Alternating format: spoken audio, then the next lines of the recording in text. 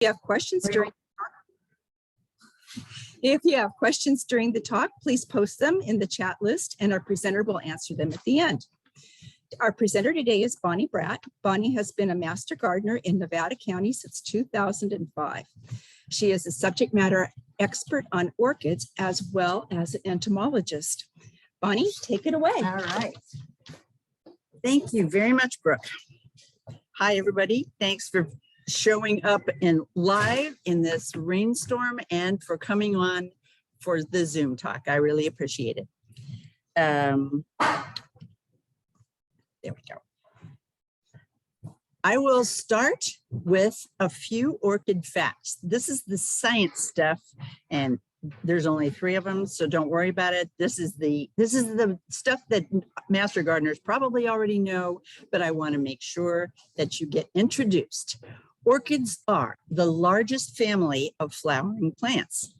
I didn't know that myself, but when you stop and think about it, wild orchids living up in the top of trees and in the jungles pretty much all over the globe, except the driest and hottest and the coldest places, they're everywhere. And not only are they everywhere in the wild, but thousands and thousands of them are in our greenhouses, our kitchens, our bathrooms. And so they are the largest family of flowering plants. The majority of the orchids that live in the wild live as perennial epiphytes. They grow anchored on the barks of the trees, usually close to the top, but wherever, and shrubs. They are not like mistletoe where they stick their roots into the trees and suck nutrients out of them.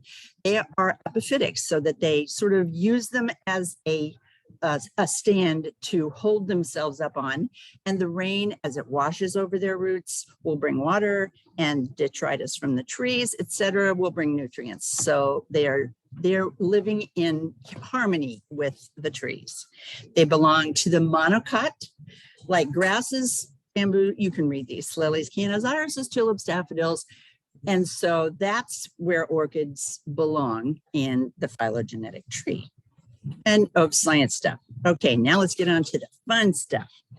The orchids are primarily grown for their beauty, and oh my goodness, are they gorgeous. I'm going to show you some pictures later on and hope to hook you.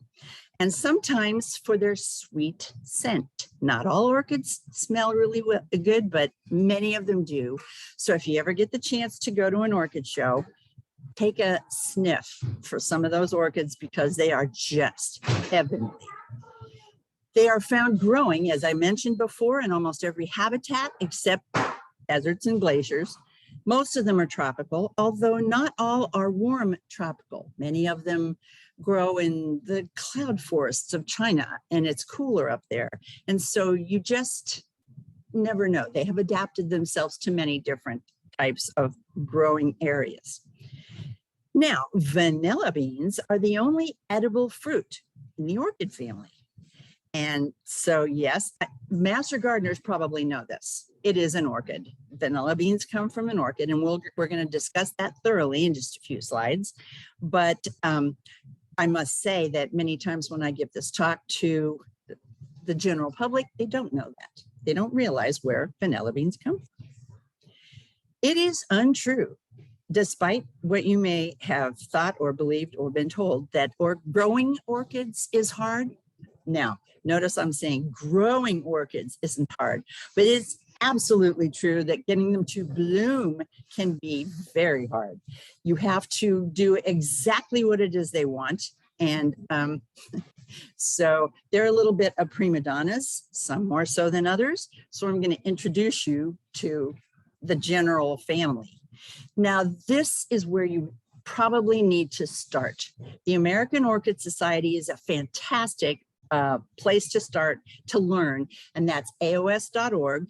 As far as the American Orchid Society cultural sheets, there is none better. I don't expect you to have to read any of these, but matter of fact, for the people in this room that might not be in focus, and I'm sorry about that, but this particular part of the website for the American Orchid Society has sheets for every kind of orchid, pretty much, that there is.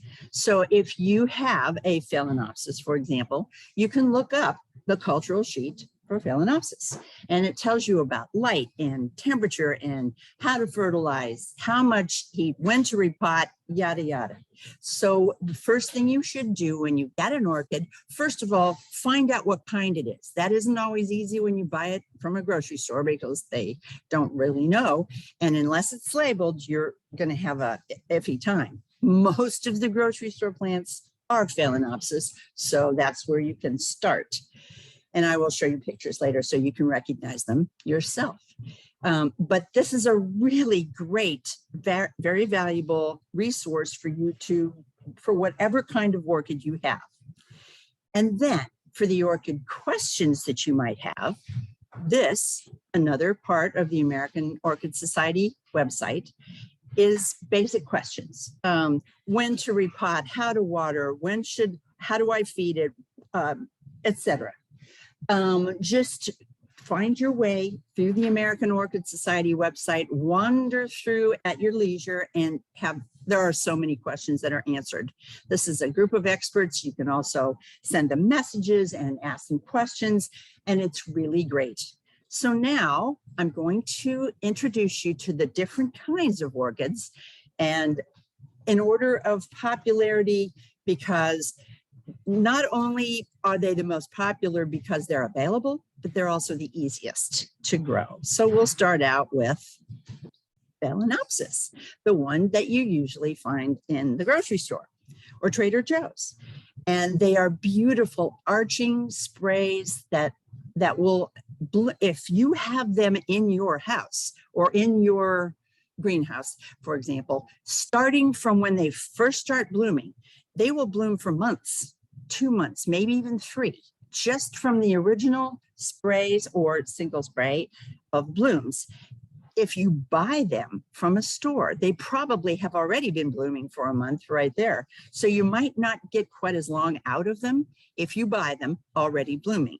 But when you bloom them yourself, as it were, then they bloom quite a long time. Now, they come in all the kinds of different colors, but one color that they do not come in is that blue color down in the lower left-hand corner. That is dyed.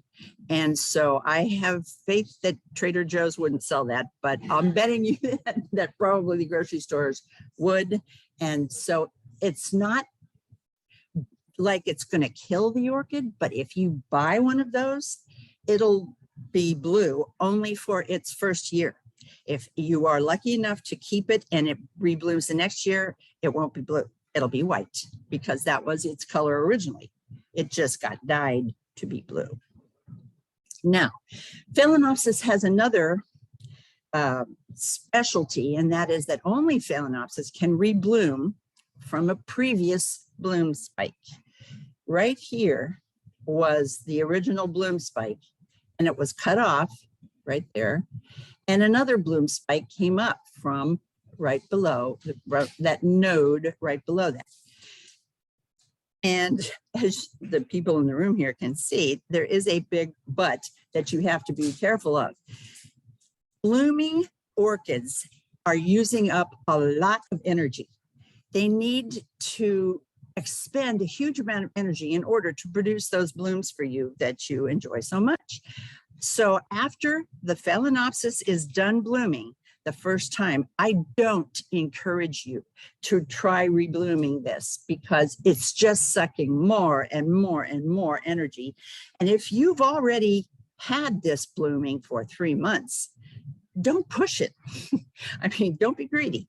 So cut off the bloom spike after the first flush of blooms is done and cut it off at the very bottom. Leave maybe ½ an inch tops so that you can see where that bloom spike came from on your the main stem of your orchid.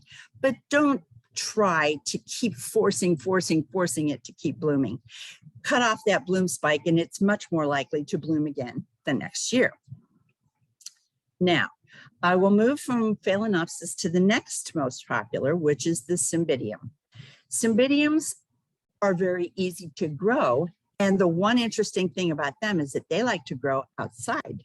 And there's two kinds. There's the large size, standard size, which is maybe 3 feet tall, and the smaller or miniature cymbidiums, which is maybe 1 foot tall, flower size being conversely bigger or smaller, depending. But the large size cymbidiums are just gorgeous. They come in every color, chocolate to white, green to orange, yellow, pink, whatever. They're just a rainbow of colors, and they love to be outside. They even like full sun, not for very long, but they like a lot of light.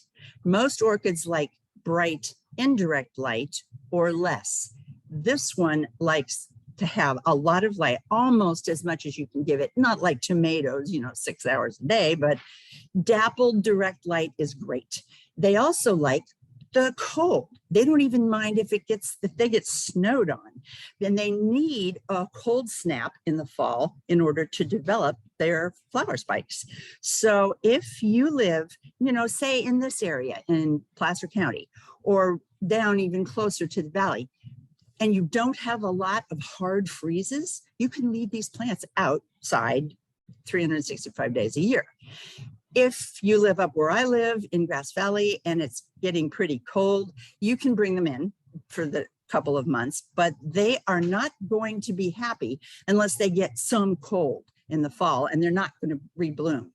That's one of the things I'm trying to make sure that you all have the advantage of knowing, and that is how to get your plants to rebloom. Well, these are going to need a cold snap.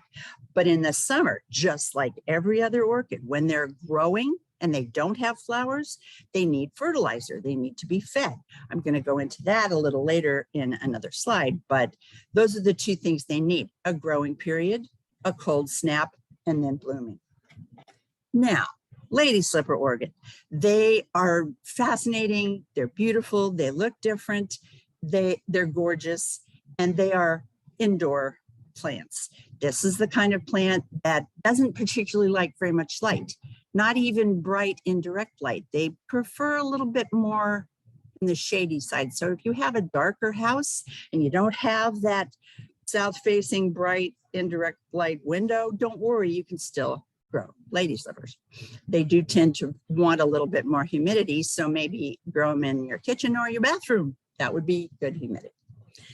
The next would be cattleyas, the corsage orchid. If you went to the prom back in my day, if you had a boyfriend that had enough money to buy an orchid corsage, that would be what you would get. And they come in every color of the rainbow, and they are gorgeous, gorgeous, gorgeous. They are still, they're a little harder, a little more finicky, temperamental to grow, but they will still rebloom for you. Just go back to that AOS, American Orchid Society cultural sheet on cattleyas and see exactly what it is they want. Now, the next one is Miltonia. This is the pansy orchid for obvious reasons, smiling little faces. And another thing that they have is many flowers on the same bloom spike, a lot like Phalaenopsis. Most of these orchids, or many of them, have single flowers, like the Cattleya, for example. And so the Miltonia is very similar to the Phalaenopsis in that they have a string of flowers that come out. They're very pretty. Not as wide a color range, but they're beautiful. Dendrobiums. Okay, now we're getting into the orchids that are they're for more experienced growers. And boy, they are gorgeous. But I mean, I've had a dendrobium for a while, years, and it's only bloomed once. So I'm not giving up, because it's not dead, it's alive, and I'm going to keep at it. But dendrobiums are picky, picky, picky, but look at how gorgeous they are. So they are very much worth the effort if you can figure out what they like. And here's a really good time for me to inject this. Figure out what they like. That's actually backwards from what we should be doing. What we should be doing is figuring out what kind of orchid likes the whatever we have. in our house, rather than trying to change our house to fit the orchid. You're never going to be able to do that. If you have a greenhouse, that's different. You can have different areas in your greenhouse that are different temperatures and handled in different ways. So that's entirely different, but it's better. You'll have more success if you find an orchid that likes your house, rather than changing your house to be something the orchid will like. Okay, Oncidium is the next kind of orchid. They are the pretty little dancers, they call them, with the little arms and the head and the little skirt. They are very pretty little orchids with lots and lots of flowers on them. They're a little bit picky to grow, and I haven't often had Oncidium. They don't come in a whole lot of colors. They're very pretty, but that is one definite family you will see at orchid shows. Now we're coming to the more sophisticated orchids, the ones that take a little bit more experience as a grower, and I've never grown one of these. I might try it sometime, actually. Masdevallia, they can be recognized by that typical pointed inflorescence that they have, with those long spikes sticking out of them. And the one up in the upper right-hand corner, for those of you on the Zoom, that is a famous one, and it's called Dracula, the black orchid, and it's really beautiful, but again, takes a very special place to grow. That's one of those things you'd have to go on the AOS website and see what it needs. Speaking of more sophisticated orchids, this is my favorite. This is called a Vanda, the Vanda family, and it is absolutely drop dead gorgeous. Ooh. All right, everybody. Ooh. And this is in my greenhouse. You almost have to have a greenhouse to grow this plant. I asked at an orchid show once, when I was brand new, what does it require to grow a Vanda? And 3 guys said at the same time, a greenhouse. So don't bother trying to grow this in your kitchen. But if you can see down here at the bottom, that's all roots. There's no bark, there's no soil, there's no nothing. It's just roots, air roots. So you have to keep them from drying out. You have to spray them almost daily. You have to make sure there's enough humidity. You have to fertilize it by spraying those roots with diluted fertilizer. It's picky as heck, and you can never go away for a week and ignore it without having a babysitter for your Vanda. So this is the one time I got it to bloom, and that was my huge triumph. And fairly shortly after that, it died. So I've never had one since. Someday, maybe I will. But it's a beautiful, very expensive toy to try to treat yourself with, perhaps, once you get to be a little bit more of an experienced grower and build yourself a greenhouse. Okay, so now the wonderful world of hybrids. Orchid people, if you haven't already figured this out, orchid people are nuts. They can be crazy. And a lot of orchid people want to create new orchids. They want to hybridize. Well, let's see what happens if we cross this with this. And it's a very complicated process. You have to have a sterile room, and you have to know exactly what you're doing and have the right tissue culture medium to grow it in. And from the time that they do the hybridization until the time that you actually get a plant that's flowering, so you can see what you did, is like 6 or 7 years. There's no way I'm ever going to have the patience for that. So I'm going to wait till they do it, and then I'm going to buy it. This one is a hybrid between Miltonia and Phalaenopsis, 2 fairly closely related critters in the way that they grow, etc. And it's called, strangely enough, Miltoniopsis. And so orchid hybridizers have a ball doing this all the time. And bless their hearts, that's what you're going to see at the orchid shows, is all the new hybrids that they've created every year. And they get prizes for them because the American Orchid Society judges the new ones. So this is quite a world. And that one, oh my gosh, that's one of the most beautiful orchids I've ever seen. I know maybe you folks in the room can't see this really well because of the light, but It's just gorgeous. The different shades of color, and that white in the middle looks like a little pearl right in the middle of, hey, there you go, that's better. And it's Rhyncholelia plus Cattleya. And the name is, surprisingly enough, Rhyncholelia Cattleya. That's what it is. I've never seen one at an orchid show, never seen one for sale. If I ever did, I'd probably try to get it, but I'll bet it'll be expensive. So now, let's move on to talking about a really interesting story. It's the only orchid producing commercially important edible fruit is the vanilla orchid, or Vanilla planifolia. It has a long history. It's native in Mexico. The flowers here are very unobtrusive. They're skinny little, flower petals, and they bloom for about 2 hours, maybe 3 tops, then they're gone. Not like the ones I told you about before that bloom for 2 or 3 months. These bloom for a couple of hours.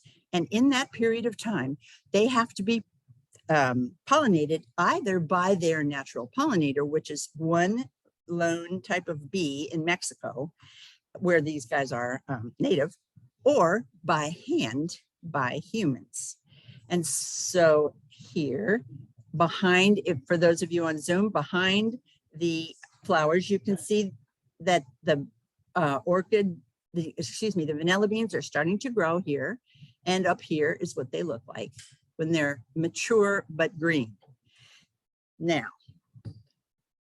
they are native to Mexico, but when a long time ago, an explorer made his way to Mexico and a Mexican tribal chief presented him with a drink that was flavored with the vanilla, he fell in love with it, and he brought some plants back to Europe to try to get them to grow so that he could propagate this wonderful tasting stuff, and absolutely got no vanilla beans. He had no idea why. The tribe had been very generous with him, telling him all their techniques and everything they did, but they didn't even really understand the role of the bee. And so they really didn't pay any attention to pollination. And so in Europe, none of these plants ever made any beans. Yes, they had flowers. That was the end of it. So it is now, because of the need to hand pollinate, it is one of the most labor intensive agricultural products in the world. And that is one reason why it is expensive. And that is so true.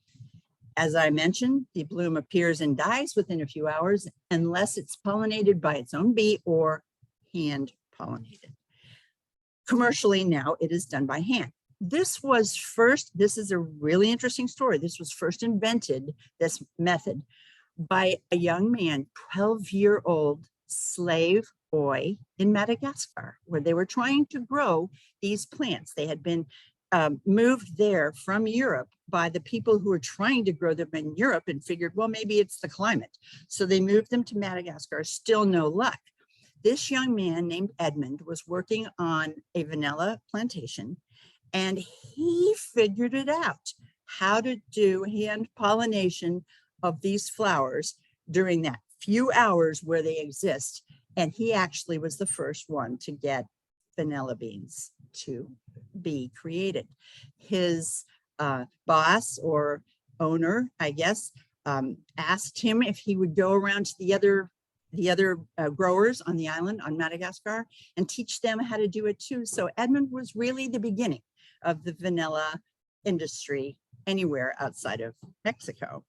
And eventually Edmund got his freedom. And now, even now in Madagascar, at least some of the proceeds from sales of vanilla are used to improve the lives of the impoverished children of Madagascar. Hopefully in his honor, in his name. That's great. The beans must stay on the plants for about 9 months before they're harvested. So it's not anything quick. Nothing with orchids is. And they are then hand-picked, and they go through curing, drying, resting, 5 or 6 months, another hand-done, hand-turned process. And finally, they are able to extract the vanilla or dry the beans. Now, there's a lot of different kinds of vanilla. And those of you who are on the Zoom, on the left-hand side there, that particular bottle, you have to look really closely, but it says imitation. That means it's not vanilla, it's a chemical compilation that sort of tastes and smells a little like vanilla. The one that's second from the left says part imitation and part real, part natural. So part artificial, part natural. That's a little bit less expensive, less expensive than the real stuff, but still, it's not the real stuff. The two on the right, the Nielsen Massey and that's Spice World, I believe. Yeah, both of those are real, pure vanilla extract. And this one is a Madagascar that says bourbon there. You can't really see it too well. That is not the bourbon that you drink. That's not alcoholic bourbon. That's the name of an island or an island chain. And so that's how you know it comes from Madagascar, the Bourbon Islands. And that's pure vanilla. And it's very expensive especially if you buy the beans. Two Madagascar beans stored in glass the way it's supposed to be, $25 at Williams Sonoma. These are current prices. I just looked them up. And then on the right, we have Tahitian beans, which are stored in glass, also done well, both Nielsen Massey, and they are $30 even at Walmart. Even if you think that Williams Sonoma is more expensive, it's $30 even if you buy them at Walmart. So these are very expensive product, and now you know why. What about the ones at Costco? I don't know, but I do know that there are different grades of vanilla beans, and both of these examples are grade A. You can get grade B. They are more dry, dried too much almost, and they don't taste quite as good. And so sometimes I guess some of the secondary places can sell the lower grades, and they're still vanilla beans, but they're not quite as great as the grade A ones. And it's what Patricia Rain on the bottom, who is an author of a book on vanilla, if consumers become overexposed to the taste of fake, which is prevalent in our world of processed sweets, they will lose sight of how good the real thing is. Now, I personally am not a great cook. I'm an average cook, but any of you out there or any of you here who is a good cook, go out and try these really, really high class beans. You can make your own vanilla extract. You can make vanilla sugar. You can use them for various different types of baking. Tell me what you think, because I'm probably never going to do it myself, but I would love to know what you think of the real vanilla beans versus the fake ones or the fake extract. Yes.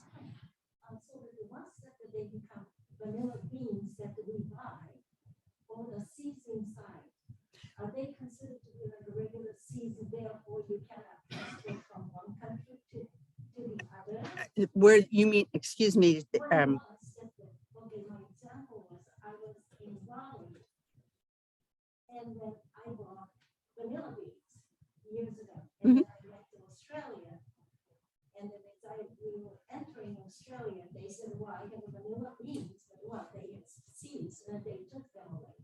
Oh dear. So the question for those of you who are listening, the question was, can you take vanilla beans from one country to another because they do have seeds inside? Personally, I don't think those seeds would grow. So I don't think they should have taken them away from you, but I'm not sure there's anything you can do about it now. But I don't think those seeds are living to grow new plants. I'm sorry. I'm sorry that happened. Okay, so Orchid Care 101. We will start here with light. This now is a story that all plants are very similar in their needs: light, water, fertilizer, and a medium to grow in, and protection from pests and diseases. So we'll go through these one at a time. And when you have here is left-hand plant had enough light and the right-hand plant did not. The left-hand plant is full of ready to bloom orchid buds, flower buds. So that plant is going to have a lot of flowers. And you can see that the leaves are a different color on that plant. Everybody knows, all the master gardeners know, that leaves exposed to more light will be a lighter color of green. So the plant on the right-hand side did not get enough light. That's something to think about for your plants in the future. Now, not all plants are going to be exactly this color, but it's something to consider if you are growing a plant like this. Now, in addition to light, water. Here we have an example of healthy roots. You can see them growing out from the main stem. The brand new ones have green tips on them. The older ones are still nice and healthy and white. And so that is exactly what you're looking for. If you don't see that, this is too much water. Actually, for the most part, that's what kills an orchid, is too much water. By far more orchids are killed by drowning than they are by being too dry. So this particular orchid has some decent roots left, but it has an awful lot of dead, nasty ones. So when this orchid is repotted, it has to have the nasty ones cut off. So when you are repotting an orchid, this one definitely should have been repotted a while ago because it's got a huge amount of roots. Orchids in general do not mind being crowded. They don't mind their roots being crowded, but to a point. But that was too much. And that's the left-hand side for those of you who are watching on Zoom. I will show you some slides that shows you how to repot. And you should probably think about doing it every 2 to 3 years. That's just a rule of thumb, a basic rule. It helps to be able to see the roots as they're growing. This particular pot, the see-through plastic pot on the left, is perfect because you can see the roots in this particular case are green. Now, those are healthy roots, which if they were out in the air, they would be white. But as soon as they're watered, they turn green. That's how you can tell a healthy root, even one that's above the ground, is if it's white and you put some water on it, it'll turn green. And so that's perfect. That's exactly what is supposed to happen. These plastic pots that you see are actually very good for transplanting orchids into. If you want something more glamorous to put them in your house, plant them in these pots and then put them in some other kind of pot that's pretty. But in the meantime, they are in these pots, which is very helpful. Now, for those of you here and for those of you on Zoom, those pots that are on the right that have holes in them, that's exactly what you want. They need to have air to their roots. That's another reason why orchid roots can drown, is that they don't have air. Remember, in the wild, they're sitting there sort of latched to the side of a tree where their roots are right out in the air. And so generally speaking, especially the Phalaenopsis, and the Cymbidium, which has great big fat roots, they love to have air. And so a lot of times, if they're not happy the way that they are planted and they're too watery, they'll send roots out the top and growing out, just out into the air, trailing on your table, wrapping around the pot. That's okay.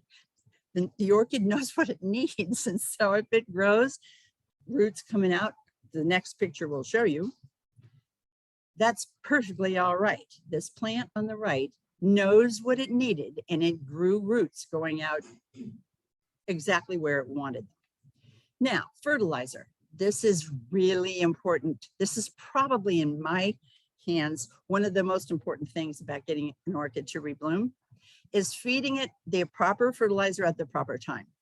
Now, since we're all master gardeners here, I'm going to cheat and tell you this is the best one. You're not supposed to tell that to the general public, right? You know, you're supposed to give them lots of choices and say, well, you can have this one or this one or this one at whatever store you'd like to go to. And I'm telling you, get this one. You can get it at local nurseries. You can get it on Amazon. It's called Maxea, M-A-X-S-E-A, one word. And this there's different types of maxi, but this particular one is a 16 balanced fertilizer. You don't need, people will try to sell you bloom food and growing food and blah, blah. You don't need to have all of those. You just need this, because that is got micronutrients. It's based on a kelp formula. It's really great. And I never saw anything so dramatic as how many more of my orchids will rebloom when I started using that maxi. These two plants didn't happen. This is from a friend. This picture. It's not my own orchids, and they do not use maxi, but it's very obvious that one of these orchids is a lot bigger and healthier than the other one. They are both exactly the same age, same size, same pot, same everything else except fertilizer. So keep in mind that fertilizer is extremely important during the growing phase of your orchids, during the summer, during the time after they've bloomed and then had a little while to rest, when they are starting to grow new leaves. That's when you want to fertilize them. And I'll tell you a little more about how much and how often, but that's when you want to fertilize them to encourage the growth of new leaves, because that's what's going to give you flowers during the flower season. They need new leaves every year. Okay, now, once you get to the point where your orchid has been in the same pot for years, and it's pretty crowded, and maybe you've had a year go by when it didn't bloom or something, you might consider repotting it. If your orchid did bloom, you can repot it right after it blooms. So wait until it's finished blooming and then repot it. But as I said before, they don't mind being crowded. They sort of like it. As a matter of fact, orchids tend not to bloom unless their roots are crowded. If necessary, you can repot it after bloom every couple of years. They need drainage and air. So no soil, no soil, no soil. Remember, orchids tend to grow on trees in the bark. So often orchids are grown in a mixture of bark, and that's very common. That's what I use. Some commercial people use other things, but that's not what we need to pay attention to. And I'll show you later what you can use. Repot immediately, however, if when you buy them, you find that they are in solid sphagnum moss. Many commercial growers will pack them like this if they have to travel a long way. The sphagnum moss will hold the water next to the roots so that the orchid will not die. And since the commercial grower has undoubtedly fed his orchid to force it to bloom because he knows you're not going to buy it unless it's blooming. So this sphagnum moss will hold the water near the roots, and that's all they need as long as they're blooming, is a little bit of water on the roots. But when you get them, repot them, because that particular sphagnum moss mix right there, for those of you on Zoom, that it's the one in the picture, you can see that the roots aren't embedded in that moss. They can't breathe, they can't move, they can't do anything. So gently pull the moss away from the roots and pot them into bark. And I will show you how. This is examples of orchid repotting mix. They often start with some kind of bark, usually fir bark, and then they have perlite, white stuff in there. They call it sponge rock. Charcoal, often charcoal, little chunks of charcoal is mixed in there. I usually do that because charcoal can suck out the anaerobic smells that you will get if there's too much water and not enough air. The charcoal will help keep it clean. Sphagnum moss, which is the moss, not the moss that's sort of, I don't know how you call it, you know what I mean by sphagnum moss, the stuff that those roots were packed in. Mix it up because it's pretty good at holding water. And with the fir bark, the water's going to run right through. So you do want a little moss in there to hold that water for at least a little while. And then the coconut products, the coir, that kind of thing, the they will often be mixed in, but not very many of them, because you do want to maintain the drainage. So that's the mixture that you will often get, and it looks just like that. I have a bag of it here that you can take a look at. You can buy it, as you can see here. You can buy it already mixed up. You can make it yourself. You can buy the different ingredients that you want in it, and you can mix them together yourself. Once you're a little more experienced, you know what works for you. And so you can, depending on how many orchids you have, you can make it yourself, and it's less expensive. Okay, so repotting. The first thing you need to know is to look at that orchid and see just how crowded those roots are. One very good reason why you want to have it in those see-through pots, because it's really easy to see through them. And you want to pull it out of, that by the way, for the Zoom folks, is the upper left picture. Check out how the roots are doing. And on the lower left picture is what the plant looks like after you've pulled it out of the pot and gently pulled off all the pieces of bark that have stuck themselves to the roots. Be gentle and maybe try to wash them off with water. Otherwise you will rip healthy roots, and that is something you don't want to do.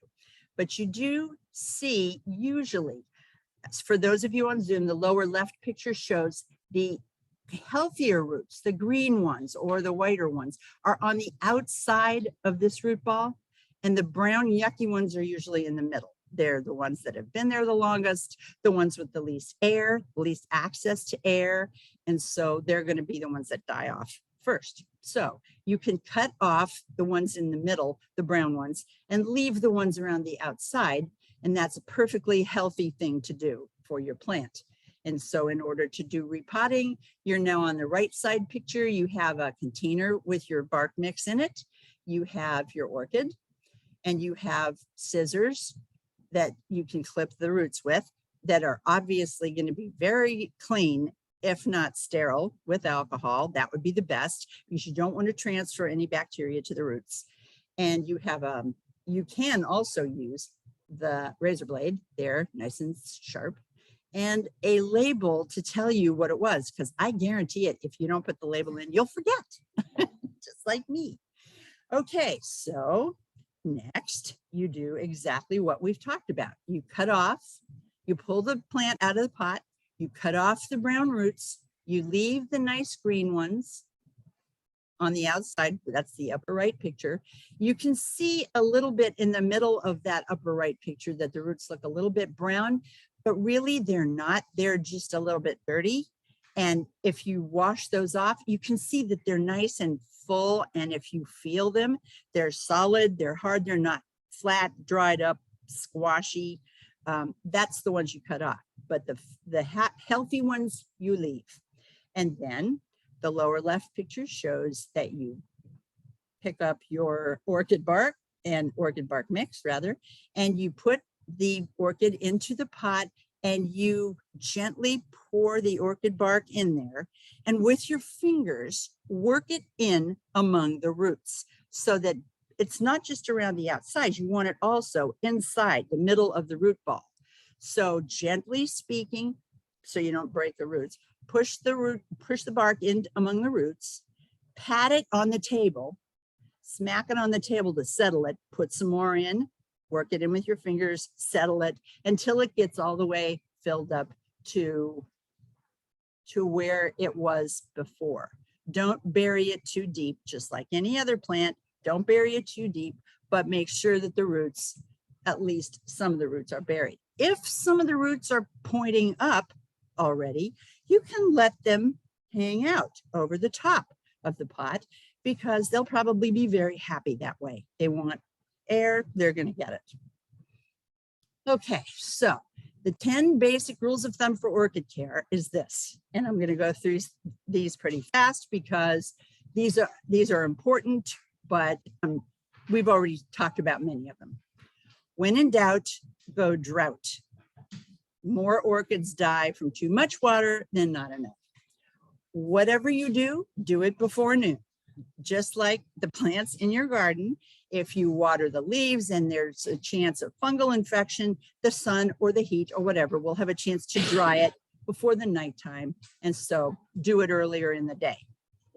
Air movement and light are just as important as water and fertilizer. So keep maybe a little fan running, or if they're in your house, at least there's air movement in there. That's probably enough. But stagnant air is a recipe for fungus. Misting brings more problems than benefits. If the American Orchid Society culture sheet says it really wants humidity, grow it in your bathroom or your kitchen, or try putting, this is what they always say, but I don't think it works, but put a little pot around the bottom of it, put gravel in it, put water in the gravel. Really, that's going to make humidity about maybe an inch or two above the gravel, but that's it, unless the water is really warm, in which case you have to constantly be replacing that water with warm. So as we discussed earlier, try finding orchids that like your house the way it is, rather than changing your house. Water weekly, more in the summer, less in the winter. Because in the fast growing phase, it's going to need more water. In higher heat, it's going to need more water, just like any other plant. Fertilize weekly. So you can basically fertilize every time you water, but it has to be very dilute, like more dilute than it says on the box, on the bottom, whatever fertilizer it is that you buy.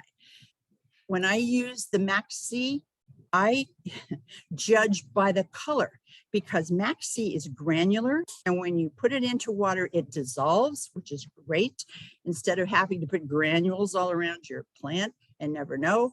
And when it dissolves, it turns brown. It turns tan. So I know just the right color of tan for the water to be when I've got enough in there. So I don't even measure anymore, but you probably should measure to start with. And very weak, very dilute fertilizer. Way to go. Can I ask a favor? Sorry. Since the people on Zoom can't hear you, can we save the questions here till after, write it down so you don't forget? Okay. Oh, sorry. So use temperate water, room temperature water, or warm, not cold. Orchids, this is a famous orchid saying, orchids are not cocktails, do not use ice. Some people put ice on their orchids to let it just dribble down and water them. That's a bad idea. And do not use sodium softened water. However, if you happen to have potassium softened water, as my house does, because my husband has a heart condition and can't have too much sodium, they love potassium softened water. So that's perfectly fine. But flush monthly to remove any hard water deposits that might be collecting around the roots. That's a really helpful thing. If the leaf is warm to the touch, that's too much light and you're liable to get sunburn on your leaves. I'll show you what that looks like later. The sun moves seasonally, move plants accordingly. Don't expect it to always be the same. And become an inspector, because your plants are going to need your eyes. You need to watch them. You need to see how they're growing, where there's a new leaf coming, if there might be insect pests starting, catch them early, etc. So be an inspector. And now I'm going to try to hook you. This is the best orchid show ever. It's huge. It's every year in February. So this coming up February, it's the 24th through the 26th at the Hall of Flowers in Golden Gate Park. There's the along the bottom is the website. It's the POE, or Pacific Orchid Exhibition, put on by the San Francisco Orchid Society. And it's just incredible. It's incredible. It's a huge building. It's actually more than one building. And it's filled with thousands of orchids, both blooming and not, for show and for sale. So you can find experts there that will know everything about whatever it is that you want to know. And I'm just going to show you some beautiful pictures of gorgeous orchid displays that you will see there. Many of the orchids are put on a show this is a show that's judged. They will get prizes, they will get honors, glory, etc. So a lot of the commercial growers will put on spectacular exhibitions of their blooming orchids. So as far as the eye can see, and they'll have them labeled so you know what they are. So if you wanted to say, I want one of those, you know, you can go in the back where they're selling them and you know what to ask for. Or you want to ask, can a beginner grow this? Or if you're not a beginner, then you know whether you can grow it. There's another one. Oh, gorgeous. And there's some beautiful, gorgeous, unbelievable color, just magnificent. And then this beautiful, you can see the size of people here. This is a huge like terrarium where the orchids in there are 100% humidity. So you're going to see orchids in there that won't grow anywhere except 100% humidity. And they're just a fantastic, magnificent place. I mean, look at that. That's just amazing. I don't even know what some of these are called. I just was taking pictures like mad, and they're incredibly expensive. If you buy them like this, well, you couldn't even buy them like that. But the orchids are for the show and for sale. So in the back, upper left, there is a picture of what the sale area looks like. They have orchids that are blooming and orchids that are not, orchids that are babies. You can start an orchid habit with very little money because you can buy babies that haven't bloomed or haven't bloomed yet, and that you can maybe see a little flower spike coming up. That's the ones to look for because you know they're going to bloom, and they are much less expensive than buying the ones that are already blooming. So the ones, the upper right sort of shows you that this is the lady who's selling them, and she knows everything about the orchids that she's selling. So you can go and ask her how to be successful growing the ones that she's going to sell you. And they have ones that are growing on bark that you can hang outside on your patio. It's just amazing. So at some point, give it a try. There are many orchid shows, not just this one. This is just the biggest one in our area. And now we're coming to the end, and I didn't want to dwell on this too often because there really isn't too much in the way of super problems that you can have, but the orchid diseases and pests. This particular problem, a yellow leaf on the bottom, is often a naturally occurring phenomenon. As the orchid grows and develops leaves on the top, the leaves on the bottom will often die. And so they will turn yellow and die. That should have been pulled off a long time ago, but maybe they were hoping for the best.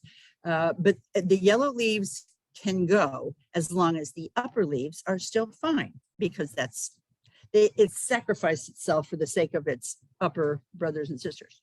Now, this one on the upper right, man, that's toast, because that orchid is probably drowned. It's probably hasn't got any roots left. You can see that the leaves are so mushed up that it's just laying over the sides of the pot, and that you want to catch it before it gets to be that bad, because once it's that bad, in the trash, it's gone. Now the one on the bottom, you can see that the problem here is probably fungus, because this orchid probably got water when it was being watered in the crook of the leaf here, and then it never got dried out. That's really important when you water them. If you splash water, if you accidentally water the leaves, or if you mist them, which is one bad thing that occurs with misting, the water will gather down in this corner of the leaves and develop into fungus, which just, the leaf is gone, it dies. And so you can see what happens to it. And in addition, of course, these roots are all shriveled up and nasty, so trash. Hopefully you'll catch it before it gets to be that bad. Now, orchid diseases and pests. This is probably familiar to pretty much everybody. That's mealybugs, and you definitely want to catch those before there get to be that many of them, because they start in the little crook of the leaves there, and then spread their little selves right up. And you can get rid of them with an alcohol pad and alcohol. I mean, a cotton pad and alcohol. Just wipe them off. It's not going to hurt the orchid, but it'll kill them. But you may not get them all the first time. So keep your eyes on it. Remember, be an inspector. Keep your eyes open so that is a problem and that can spread, of course, from one orchid to the next. If they're sitting next to each other, bad news. So if it's only on one orchid, quarantine it until you've got the problem solved. Up on the upper right, you have what is either thrips or spider mites. Usually you can tell with spider mites, they've got that webbing. And so that's how you can tell. Thrips is how you can tell with thrips if you can't see them because they're real teeny. There's little black dots of thrips frass or poop on the bottom or wherever, usually on the bottom of the leaves. This leaf is badly damaged. Catch it before it gets to be this bad. Again, alcohol, great to get rid of them. This particular leaf is mottled, probably a virus. Some orchid leaves like to have mottling. The mottling is part of their naturally occurring biology. So make sure it isn't natural. Otherwise, that's a virus and there's pretty much no cure. If that's the only leaf, cut it off. Otherwise, trash. This one is sunburn. That is what happens when you have too much sun on the leaf. That is not a problem. The rest of the leaves on this plant, lower right, is just fine. And so you can leave it the way it is. It's a little unsightly, but you can, or you can cut that off, the end of that leaf, and just keep going. Move it out of the sun, of course. But that's about it when it comes to pests and diseases. I hope you never have any of them. And thank you very much.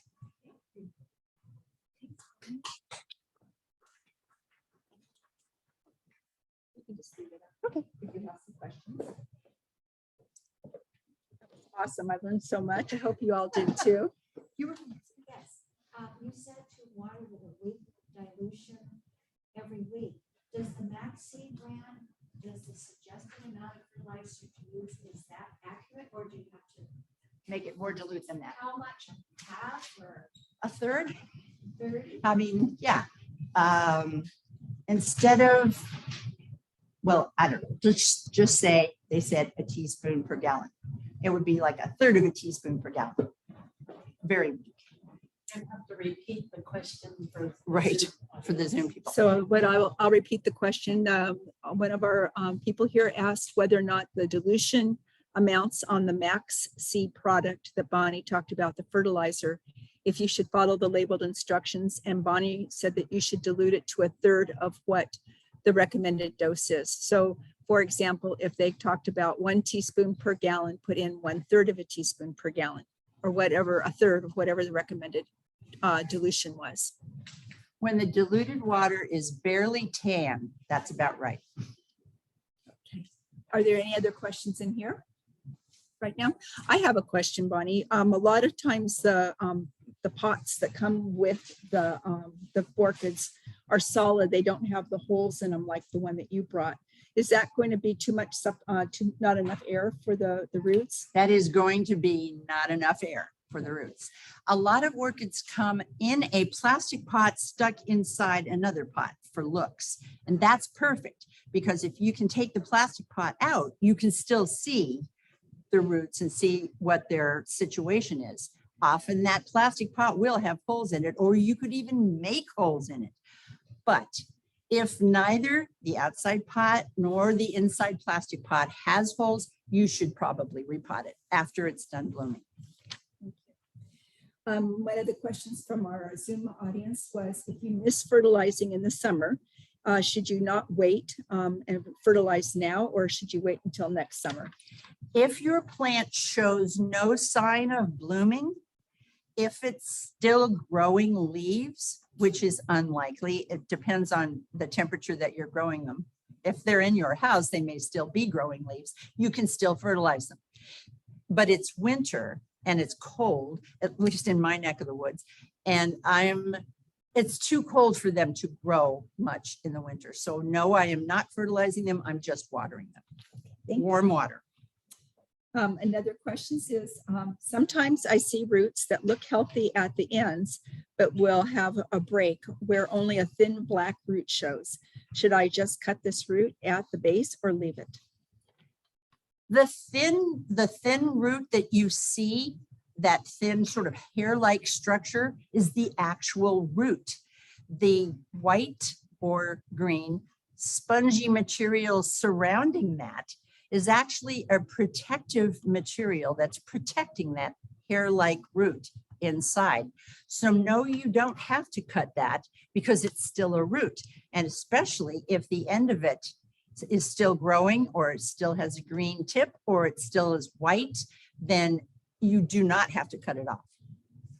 Great, thank you. Do cymbidiums do better in a crowded pot? Yes, they Yes. do. They like it. They They like do it like snug as a bug. No They bugs. do. Okay, bad No analogy. bugs, right? Somebody would like to know if there are any charter buses going to the show in San Francisco. That's a great idea. Maybe we could all get together. Not that I know of, but I probably will be going. So give me a call. Maybe we can all drive down. Fertilize weekly all year or only in the summer? Oh, good question. Did I forget to say that? Yes, you need to fertilize in the summer when the plant is growing new leaves. Then when it starts to bloom, you need to stop fertilizing, water only. And then after it's finished blooming, cut off the flower stalks, or if you happen to have more than one, that's great. Cut them off, let it rest, just water, for maybe a month, and then start fertilizing it again. And hold on one second for us. We have another couple. I've heard some orchids need a cold snap around 65 degrees to bloom. Yeah. Yes, indeed, and sometimes colder. So 65 isn't cold enough sometimes. And like for cymbidiums, as we mentioned, they can get snowed on and be very happy. That's the cold snap they need, maybe into the 40s. How do you feel about orchid pots? Well, when you say orchid pots, do you mean the ones with the holes in it? In which case, I love them. Because I'm not sure exactly what they mean. Yeah. Write in again and tell me what you mean by orchid pots. So the person who wrote in about that, if you can clarify your question, Bonnie will give it a shot. I'm going to answer a question here in the audience. Can you Jamie? expound a little bit on cold snap? What exactly does that mean? Okay. Cold snap is probably considered in general circumstances to be something down into the low 50s or 40s. With cymbidiums, it can be in the 30s, and probably for at least a couple of weeks. Now, that's going to be mostly at night because, I mean, it depends on, and during the day, it's not often down that low, especially here. But at night, you do need to have a cold snap for many nights in a row, say at least, say 10 to 14 nights in a row. In the case of cymbidiums, they can go for months of cold and then start to stick up flower spikes in, say, January. The pots, when you're talking about holes, I've purchased some where there weren't holes in the side, there were just slits in the bottom. Mhm. So what do I do about that? Well, Do I repot it? Do I it cut depends. holes in the side somehow? Is the orchid still in there? It or- depends on the type of orchid that you're growing. Cymbidiums will, Phalaenopsis, I would prefer to have holes in the sides and not just slits in the bottom, because Phalaenopsis is famous for needing to have air to the roots. So I would say, but what you can do, rather than trying to look for a fancy ceramic orchid pot like that, you can find a plastic one with holes in the sides. They're very cheap. Where And do then, you buy it? Online? or- no, well, yeah, or sure, do you can. the nurseries, does Green Acres have them? I haven't seen them at Green Acres, but yes, absolutely. You can buy them online. You can also buy them in a nursery, and you can plant them in there, whatever size you want. They have them in many sizes. And then you can put them in a pretty solid pot whenever you have them in your living room when they're blooming. When they're not blooming and you're trying to get them to be healthy, take them out of the solid pot and let the air get to the roots. That's good information. Anything else? That's a thank you. Okay. Oh, Lots of you're things. welcome. you. Thanks Thank for you. having me. Well, thank you very much for joining us. For the audience, you can stay in here. We have that raffle drawing, and Bonnie's also going to do a little demonstration for us. And for those of you on Zoom, we thank you so much for joining us. And remember that you'll be able to upload this and look at it again, as well as the handouts that we have here for resources in a couple of days when we have a chance to get it uploaded to our website. And you'll also be able to see our upcoming events that are coming up in January and February. So feel free to leave the meeting now, and we thank you very much for joining us today. Bye-bye. We'll see you next time.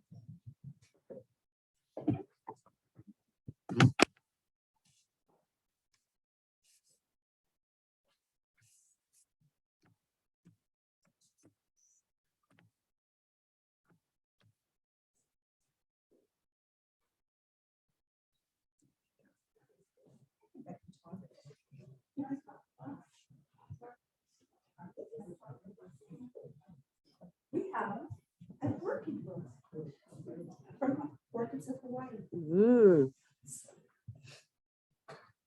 Don't know who has the lucky number. The last three digits are 437. Nothing else. Really picture. Thank you.